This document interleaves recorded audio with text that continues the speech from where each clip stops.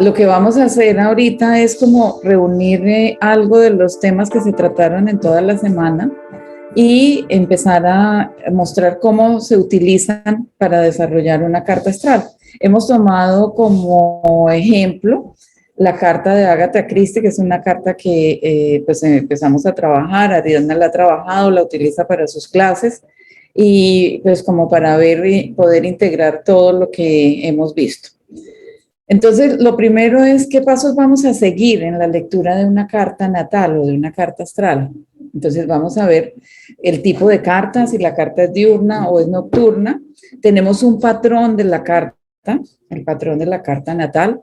Vamos a mirar el sol, el ascendente, la luna y los elementos. Esto es lo que yo voy a hablar así muy rápidamente, ¿sí? Entonces vamos a mirar un tipo de carta. ¿Qué tipo de carta se nos presenta? Siempre vamos a tener un sol que nos aparece o por encima del ascendente, por encima del eje del ascendente-descendente, o nos aparece por debajo de este eje.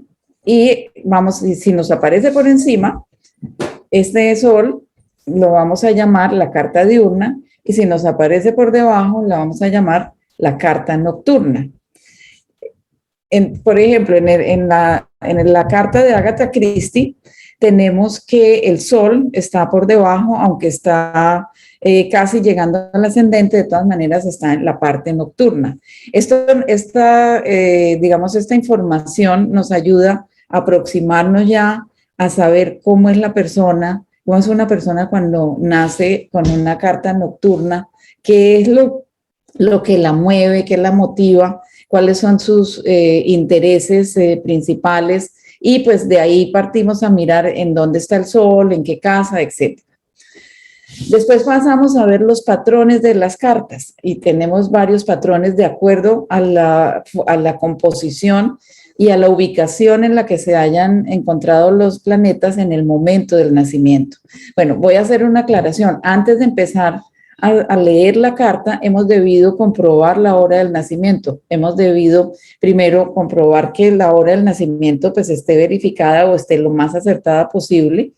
Y segundo, que el sitio del nacimiento, la ciudad o el país en el que corresponde, tenga las coordenadas adecuadas, ¿sí? Que estén las coordenadas correctas.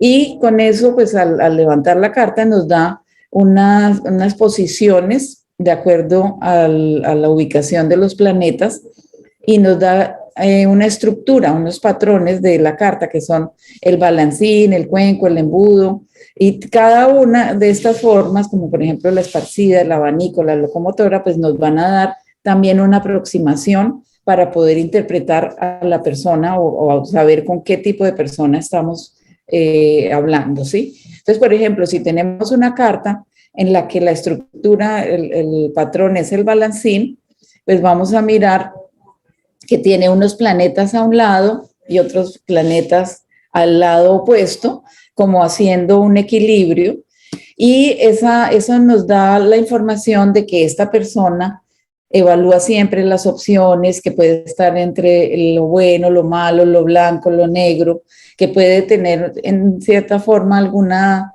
dualidad. Es una persona muy social porque se mueve de un lado para otro, y siempre puede estar en la búsqueda del equilibrio, no solamente en la búsqueda del equilibrio de todas sus acciones, de todos sus eventos, sino también en una búsqueda del equilibrio interno. También tenemos la carta cuenco, y esta carta es la que se reparten todos los planetas hacia un solo lado y deja vacío el lado contrario. Puede ser que estén todos hacia el lado, el horizonte hacia arriba, o sea, el horizonte hacia abajo, o que se encuentren al este o al norte, ¿sí? Pero que todos estén hacia un lado y el lado contrario esté vacío. Cuando tenemos ese estilo de carta, nos encontramos con personas con un alto índice de convicciones y autocontrol. Después tenemos la forma del embudo, y cuando vemos la forma del embudo, encontramos que es muy parecida a la forma del cuenco, pero hay uno o dos planetas que se encuentran al frente. O sea, ese es lo que nos representa el embudo, ¿sí? Y en este embudo nos enseña que la persona puede tener un sentido de pertenencia. También, si esto no sucede en la persona, puede que se esté sintiendo fuera del lugar o que sienta que no es aceptada como es y que le toque luchar para ser aceptada. Después tenemos una carta muy común también, que es la esparcida, que es como una salpicadura, es como una lluvia, dicen que es como una lluvia de estrellas, que todos los planetas están repartidos en toda la carta, pueden estar cada uno en una casa diferente. Cuando se encuentra esta carta esparcida o esta salpicadura, vemos personas, por ejemplo, que tienen diferentes intereses, que les gusta una cosa aquí, otra cosa allá, que no profundizan en ninguna y que pueden empezar una cosa y seguir con la otra, ir empatando una con otra y muchas veces se quedan en la superficialidad. Después tenemos la carta del abanico, que en el abanico tenemos también lo mismo, un poco parecida al embudo, pero repartida hacia el otro lado del embudo, hacia un lado contrario del embudo, y no nos muestra, o sea, parecida más al cuenco porque no tiene planetas al frente, pero nos muestra la disposición de los planetas en menos cartas que en el cuenco. Digamos que en el cuenco está ubicando los planetas casi en la mitad de la carta. En el embudo está utilizando 4 o 5 cartas, en el abanico, perdón, está utilizando 4 o 5 cartas, casas, perdón. Entonces, en este caso, tenemos en el abanico personas que se pueden concentrar fácilmente y que dan confianza personal, ¿sí? Que tienen confianza en sí mismos para desarrollar sus acciones, para presentarse, para desarrollar su profesión, sus estudios, etc.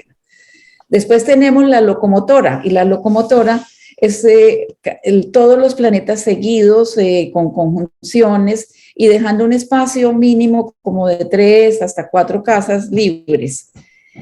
Cuando aparece la locomotora, es como si hubiera una energía implacable, una determinación y practicidad. La locomotora es como que empieza, hay una energía o un planeta que inicia digamos, ese trayecto en el que va la locomotora, en el que arrastra a todos los demás planetas, ¿sí? Y esto es lo que da la determinación y también la practicidad. Y por último tenemos el trípode. Y con el trípode, pues vamos a mirar esta carta de Agatha Christie, que es la forma que encontré que le corresponde a Agatha Christie, ¿sí? Entonces, en esta carta tenemos el trípode está repartido en 3 espacios, ¿sí? Y nos da 3 frentes de acción y experiencia en la carta natal. Son personas capaces de grandes cosas en la vida, tienen grandes proyectos y objetivos, son autosuficientes y muestran una genialidad. Si miramos la historia de Agatha Christie, podemos darnos cuenta que ella era una persona, o si miramos su biografía, era una persona autosuficiente, tenía una gran genialidad y pues uno de sus proyectos importantes fue el de escribir, el de desarrollar esa investigación, digamos, policial y poder dejar ese legado que dejó al mundo con sus obras. Bueno, después entonces seguimos con toda la interpretación de la carta y podemos ver que la carta, para mí, como la forma como yo la veo, es que la carta es como una obra de teatro, donde los planetas son los actores, los signos son los libretos, las casas son los escenarios, los aspectos representan la fuerza en la interpretación y la lectura es la puesta en escena de la carta astral.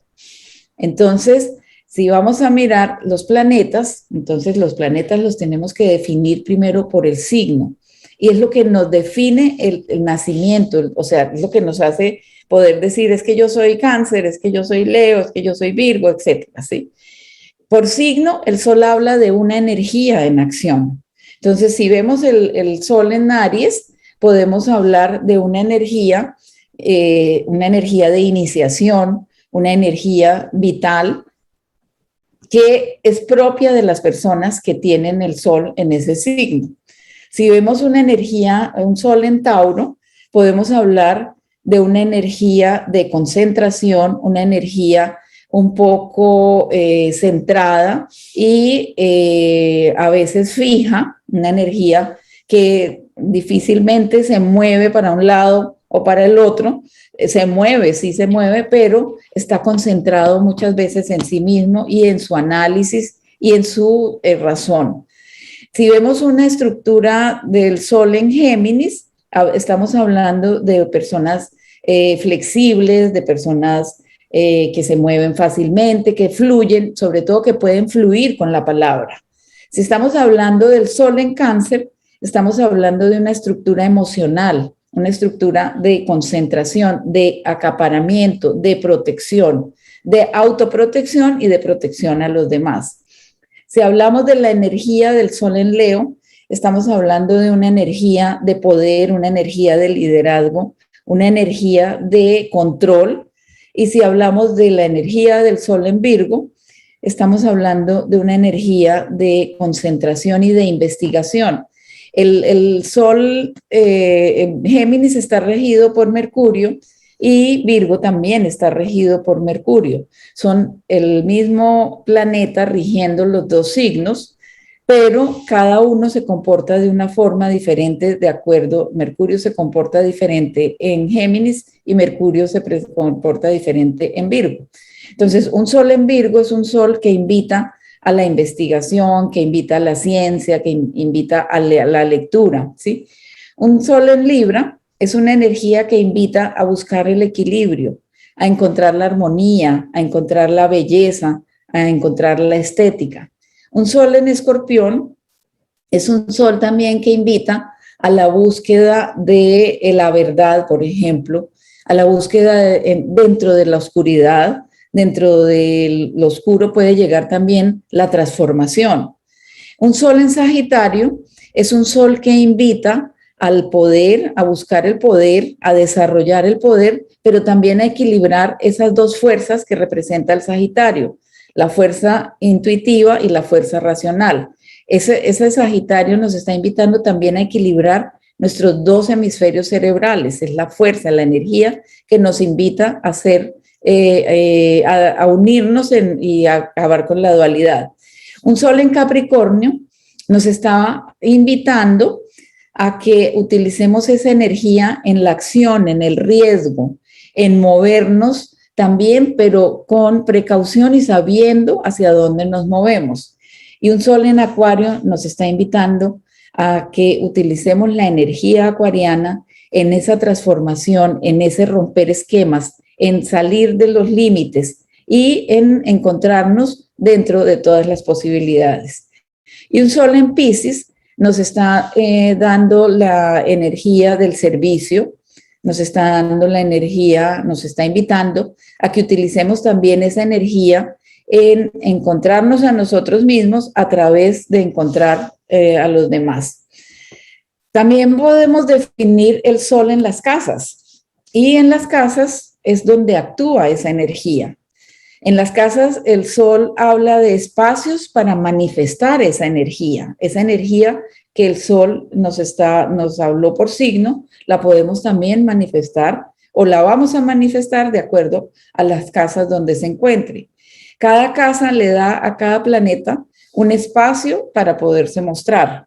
Por ejemplo, el sol en la casa 1 nos da la energía de mostrarse con habilidad, con interés, con iniciativa. El sol en la casa 2 nos da la posibilidad de que el sol se manifieste con estabilidad, que busque estabilidad y que se apropie también de los recursos, sobre todo también de los recursos económicos, ¿sí? De los recursos propios. El sol en la casa 3 nos da la posibilidad de actuar desde la comunicación, desde las relaciones, desde los negocios, la educación o el movimiento. El sol en la casa 4 nos da la posibilidad de actuar desde el hogar y también desde la protección de la familia o desde la relación papá o mamá. El sol en la casa 5 nos da la posibilidad de la acción en la creación, en la utilización de los recursos y de los dones que la vida nos ha dado.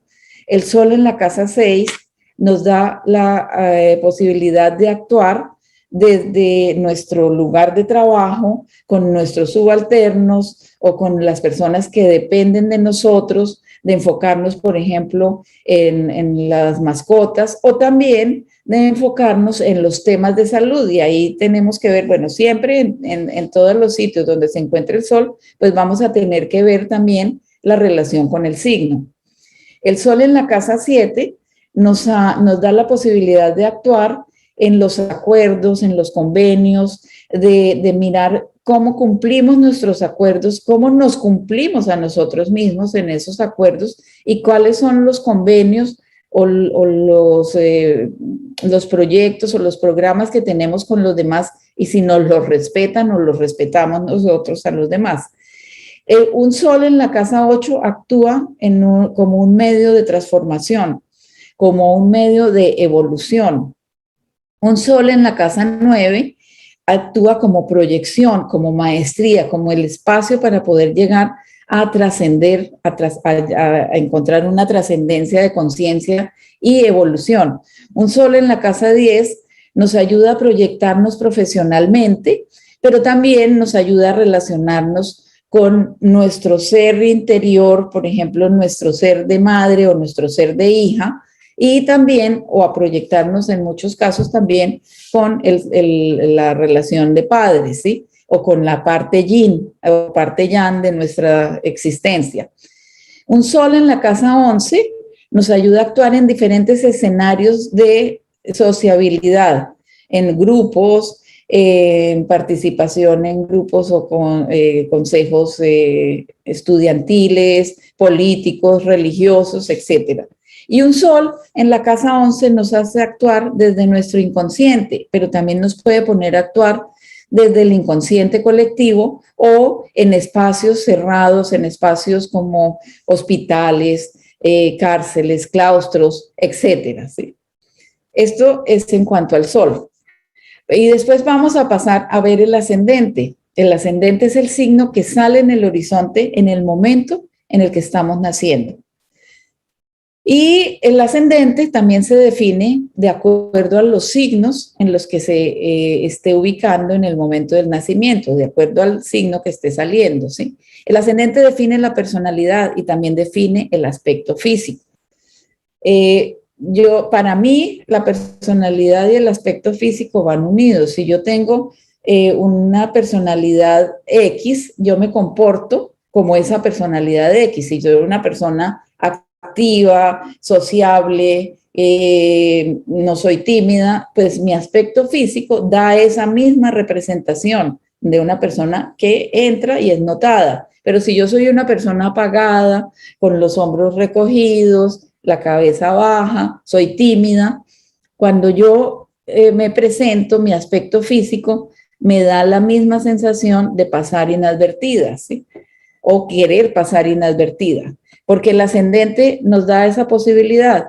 Entonces, un ascendente Aries nos está hablando de una persona guerrera, una persona que es capaz de enfrentarse al mundo, que siempre se le ve vitalidad y siempre está poniendo ideas. Una persona Tauro, en el aspecto físico, por ejemplo, Aries, unas características, voy a hablar muy rápidamente de esas características. Una de esas características puede ser una frente ancha, ¿sí?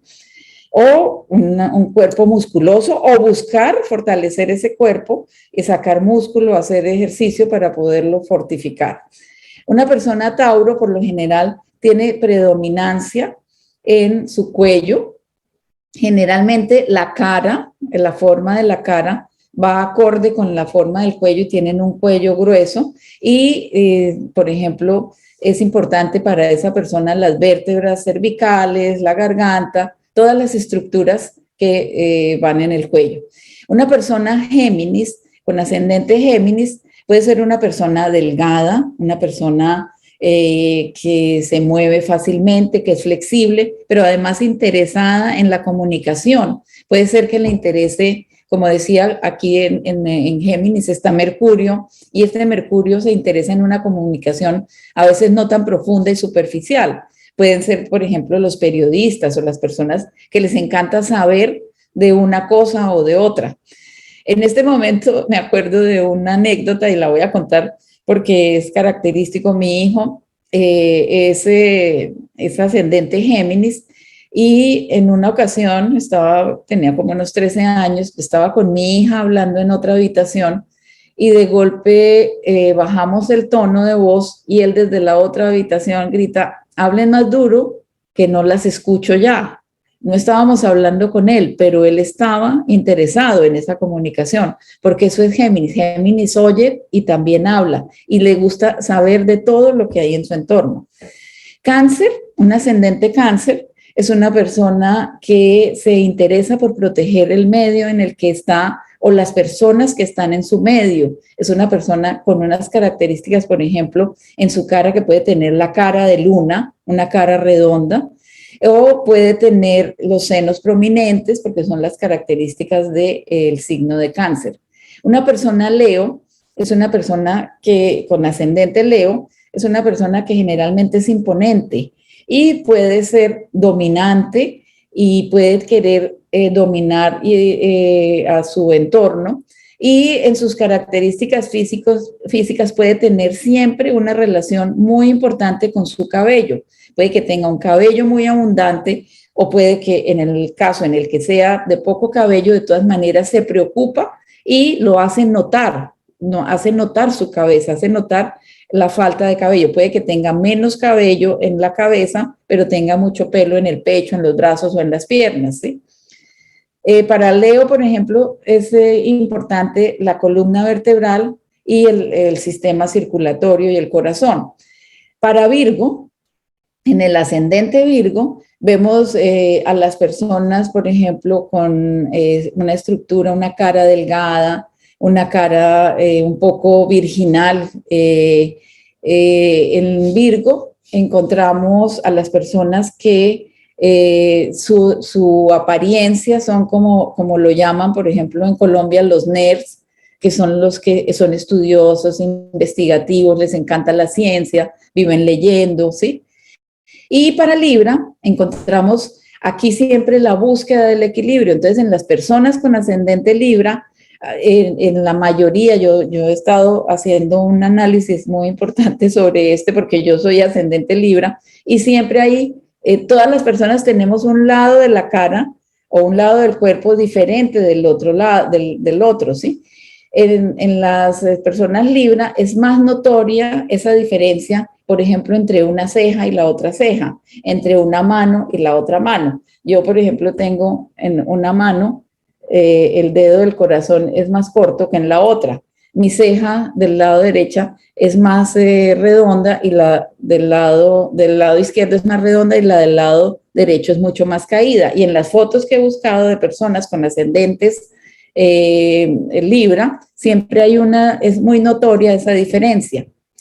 Para Escorpión, el ascendente Escorpión nos da personas, por ejemplo, con una mirada muy inquisidora, como una persona. Escorpión hace los investigadores, hace los detectives, ¿sí? Entonces la mirada del Escorpión siempre es muy atenta. El Escorpión tiene también como arquetipo el águila, entonces también puede tener una mirada muy aguda, porque están buscando siempre un punto donde encuentren su verdad, ¿sí? Para Sagitario, el ascendente Sagitario nos da personas con unas características, por ejemplo, especiales en su cara. Pueden tener mandíbula grande o las caderas también pueden ser muy grandes, pero también nos puede dar en el ascendente unas personas con una personalidad decidida, con una personalidad de llegar a sus objetivos a como dé lugar. En las personas Capricornio, con ascendente Capricornio, Encontramos, por ejemplo, personas de cejas pobladas, la cara un poco delgada, hombres, por ejemplo, de apariencia quijotesca, delgados, aunque no sean muy altos, dan la apariencia de ser altos. Y lo mismo en las mujeres, encontramos una fisonomía de mujeres con un tipo de mujer bonita, como atractiva, aunque no sea exactamente una reina de belleza, ¿sí? Y en las personas acuario, con ascendente acuario, encontramos personas con una personalidad atrayente por su conocimiento, por la capacidad que tienen de manejarse y manejar el entorno social y físicamente, sobre todo en esta época en la que estamos viviendo, podemos encontrar personas como el que les gusta lucirse por la diferencia en su forma física. Entonces, son las personas que buscan o tatuarse, o pintarse el pelo de colores, o llenarse de piercing, o hacer algo diferente dentro de su cuerpo para sobresalir. Y en las personas Piscis, encontramos personas con una personalidad fácil de entregarse a los demás, de entregar lo que tienen de sí mismos, siempre estarlo ofreciendo a los demás. Y en sus características físicas podemos encontrar esas personas que tienen los ojos, decimos que los ojos son como de pescado, porque tienen los párpados un poco caídos hacia los lados y juntos como hacia el lado de la nariz. Esas son las características de las que podemos y nos ayudan a entender si estamos trabajando, al ver a la persona, si estamos trabajando con un ascendente correcto. Ahora vamos a ver más adelante la carta de Agatha Christie, pero por ahora vamos a continuar con la luna. Entonces, la luna, por signo, nos va a ayudar a definir las emociones. Y una luna en Aries, por ejemplo, nos ayuda, nos dice de una persona que es impulsiva, de una persona que está siempre reaccionando. Una luna en Tauro nos habla de una persona que es pasiva, una persona que analiza, que le dan una idea o tiene que desarrollar un proyecto y se toma el tiempo, la calma para poderlo madurar, ¿sí? Una persona en Géminis, con luna en Géminis, nos habla de personas rápidas en la acción, en la comunicación, veloces en expresar sus sentimientos. Si siente rabia, lo dice, si siente pasión también, aunque después puede arrepentirse de lo que esté diciendo, porque son muy rápidas en esa expresión. Una persona Cáncer es una persona que siempre se conmueve ante los demás, quiere protegerlo, yo le ayudo, yo le doy, venga, yo tengo, tome esto, ¿sí? Una persona Leo es una persona, aquí en Leo, por ejemplo, a veces encontramos esas personas que son discriminadoras, que se creen socialmente mucho más elevadas y expresan o manifiestan esa creencia de que son superiores con cosas y con emociones duras hacia los demás. Una persona Virgo siempre está relacionándose con su interior, entonces puede ser una persona emocionalmente afectada, por ejemplo, en su sistema digestivo, en su colon.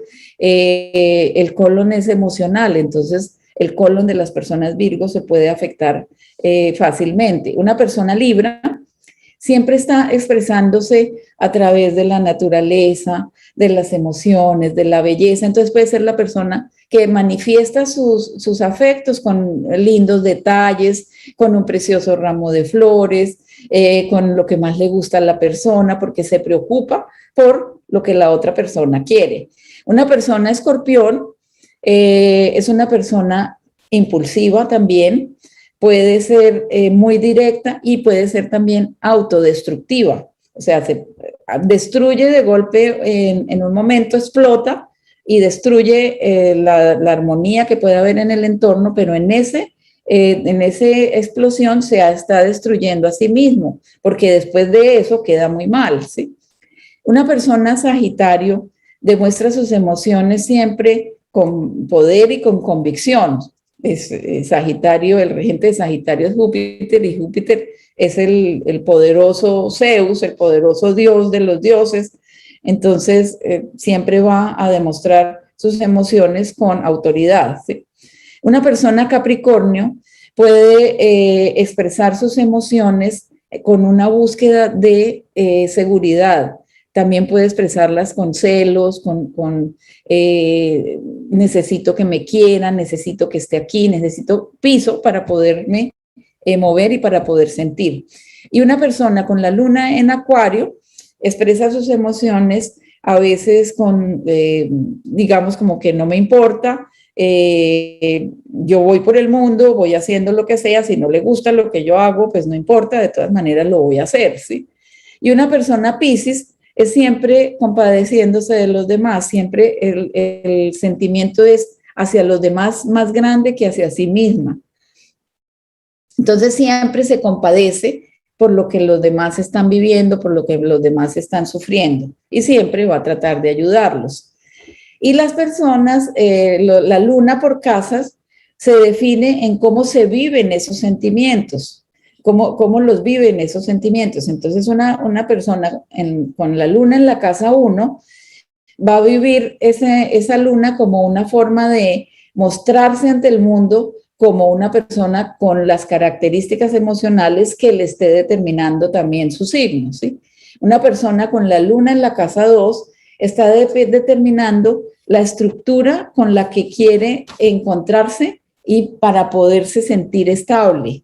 Y está diciendo qué es lo que quiere. Le puede decir a las personas, a mí esto es lo que me gusta, regálenme esto, denme esto, quiero conseguir esto, ¿sí? Una persona con la luna en la casa 3 es una persona que se siente bien con la gente de su misma generación, que se siente emocionalmente atrapada, agarrada con las cosas o lo que está significando esa casa 3, que son como los viajes corticos o como las relaciones con mis amigas, desde que puedo ser la persona que tengo amigas desde que estaba en el colegio, porque emocionalmente las llevo durante toda la vida, ¿sí? Una persona con la luna en la casa 4 es una persona que puede ser muy familiar, vive esas emociones dentro de su núcleo familiar, y puede ser también una persona muy apegada a su papá o a su mamá, depende de la representación que esté en su carta de la casa 4. Y una persona con la luna en la casa 5 puede ser una persona que puede ser muy creativa frente a lo que representan sus hijos o sus creaciones. Me voy a volver un poquito. Una luna en la casa 3 a veces puede significar una hermana que cría a sus hermanos o que le toca hacer el papel de mamá con sus hermanos. Bueno, una luna en la casa 6 es una persona que se desvive por el trabajo. Aquí puede ser las personas que trabajan, no solamente las que trabajan y trabajan fuera del hogar, sino también las que trabajan y trabajan en el hogar. Entonces ahí podemos estar hablando de amas de casa que trabajan desde que se oculta, desde que sale el sol hasta que casi que vuelve a salir, ¿sí? Una luna en la casa 7 es una luna que también tiene una relación muy importante con su pareja o con sus socios, ¿sí? Una luna en la casa 8 es una luna en transformación permanente de sus emociones, vive las emociones con mucha intensidad, también son emociones que puede tener muy guardadas y que a veces no es fácil sacarlas. Una luna en la casa 9 es una luna soñadora, es una luna que le gusta mostrarse hacia afuera, salir hacia afuera, viajar, que se emociona con todo lo que está externo a ella. Una luna en la casa 10 es una luna apasionada por su profesión o por sus hobbies, o que pone sus objetivos siempre y los desarrolla con mucha pasión. Una luna en la casa 9 es una luna que puede ser muy sociable, manejarse muy bien dentro de los grupos y ser como, por ejemplo, la que se interesa en los en los grupos porque todos estén bien, todos estén cómodos, qué vamos a comer hoy, dónde, qué les traigo, definamos, organicemos la comida, ¿sí? Y una luna en la casa 12 puede ser una luna que esté en servicio permanente, entonces pueden ser las damas voluntarias, enfermeras, los médicos o personas que trabajan solamente por el placer altruista de dar.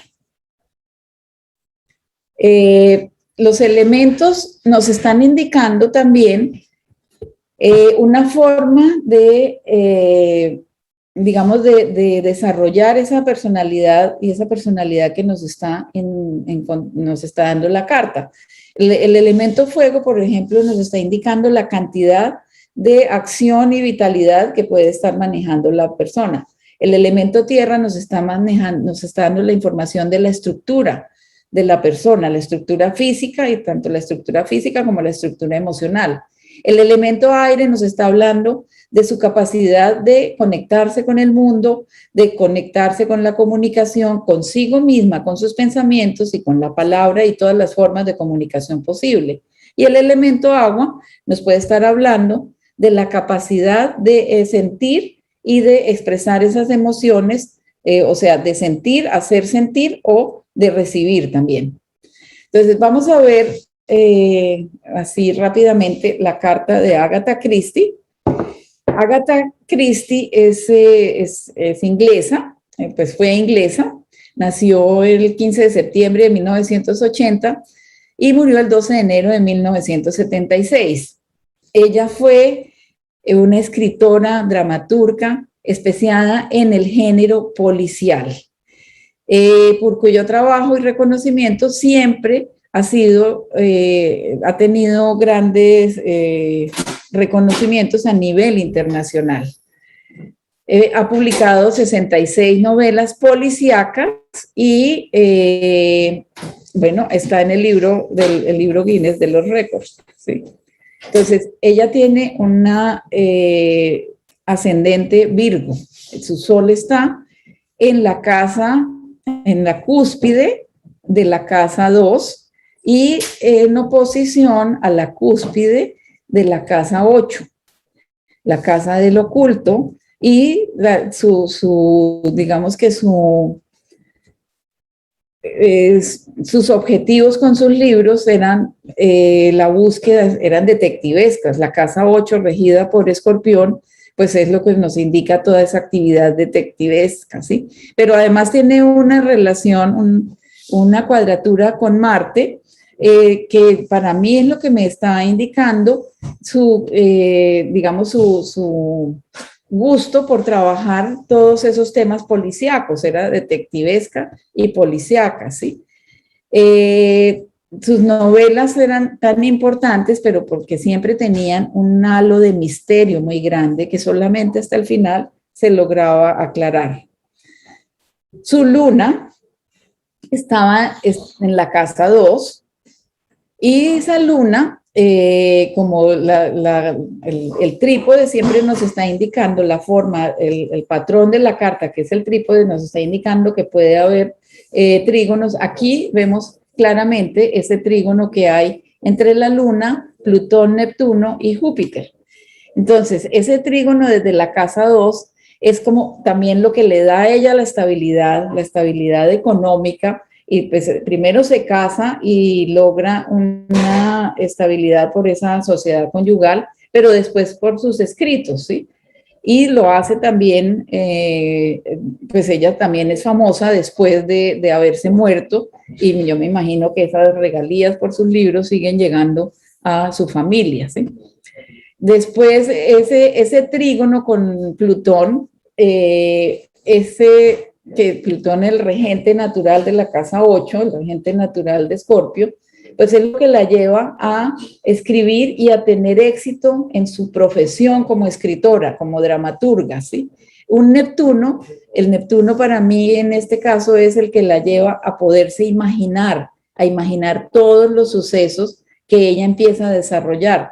Ella es una persona viajera, ella viaja mucho y en sus viajes empieza a mirar las posibilidades de historias dentro de lo que está experimentando en cada viaje. Y Júpiter, en relación con su casa 4, en la cúspide de la casa 4, la invita a realizar ese, digamos, ese drama, esa forma de escribir como su trabajo principal. Después vemos el ascendente y vemos un ascendente que está relacionado directamente con la luna en la casa 11, Cáncer en la casa 11, y con la luna en la casa 2.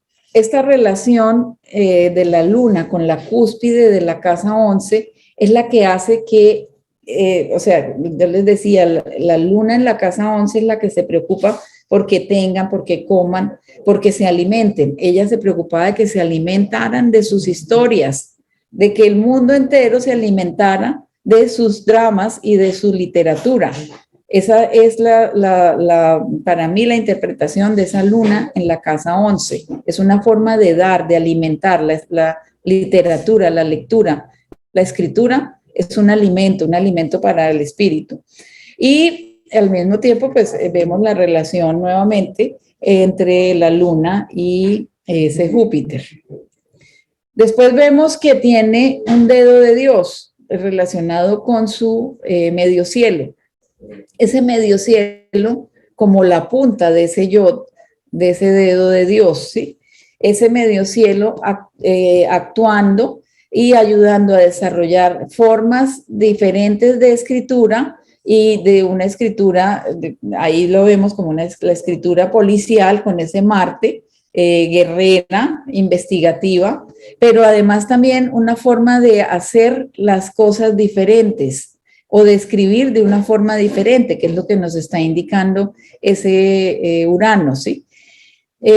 Cuando el dedo de Dios aparece, y aparece así de forma natural, no lo estamos formando ni con ninguna piedra ni nada, sino aparece en la carta de Agatha Christie, nos está indicando como la posibilidad de que la persona realice esa misión o eso que está indicando ese dedo de Dios. En este caso, es su capacidad de desarrollarse profesionalmente por medio de su acción, de su escritura, de su capacidad de ser dramaturga, ¿sí?